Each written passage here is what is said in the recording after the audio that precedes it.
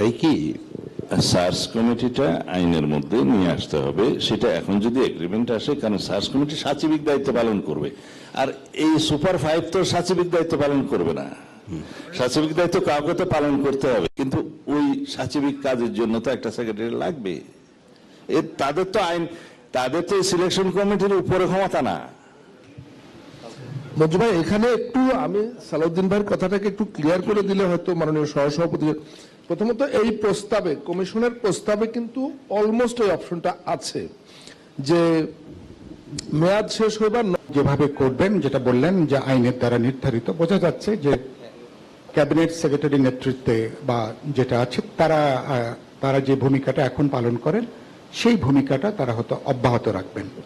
একটা অব্যাহত রাখতেও পারে, নাও পারে। আচ্ছা, স্পিকার কমিশনের কমিটির প্রধান হবে। আচ্ছা, একটা স্পিকারের কার্যালয় হতে পারে। আচ্ছা, এখন আমরা যে কমিটি নিয়ে এত দীর্ঘ সময় আলোচনা, এই কমিটিকে আমরা এতদিন জানতাম এটা একটা বাছাই কমিটি, তাই তো? মানে বাছাই কমিটি, এটাকে একটা সিলেকশন কমিটি। সিলেকশন কমিটি, বাছাই কমিটি তখন আবার অন্যরা সিলেকশন কমিটি। তাহলে সিলেকশন কমিটি যদি ইলেকশন কমিশনের সদস্য যদি 5 জন হন, প্রধান নির্বাচন কমিশনার সহ আরো 4 জন, তাহলে এই সিলেকশন কমিটি তারা কি রাষ্ট্রপতির কাছে 5 জনের নাম পাঠাবেন নাকি 10 জনের নাম পাঠাবেন?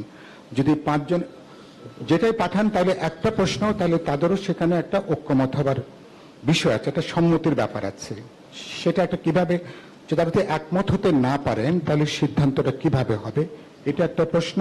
2 হলো, যখন আপনি একটা পদের বিপরীতে যখন একজনের নাম পাঠাচ্ছেন, তখন তো আর কোন, তখন সাইফুল ভাই রাষ্ট্রপতি কনস্টিটিউশনে থাকবে না, আমি আইনে থাকবে। আমার বাক্যটা শেষ করি। মানে তখন রাষ্ট্রপতি তো ওইটাও আইনে উল্লেখ থাকতে হবে, এবং আইনের মধ্যে যে সাচিবিক দায়িত্ব ওইটাও উল্লেখ থাকতে হবে। আমি 1 জন 2 জনের প্রশ্নটা আমি যাই নাই, সিলেকশন কমিটি নাম প্রেরণ করবে রাষ্ট্রপতির কাছে।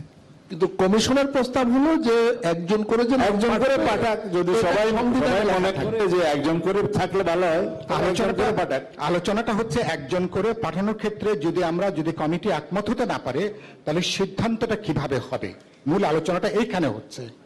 যে জনাব মুজিবুর রহমান ভূঁইয়া মঞ্জু, যে মঞ্জু ভাই একটু সময় দেন। জনাব ডক্টর সৈয়দ আব্দুল্লাহ মোহাম্মদ তাহের। আমার কথা তো মৌলিক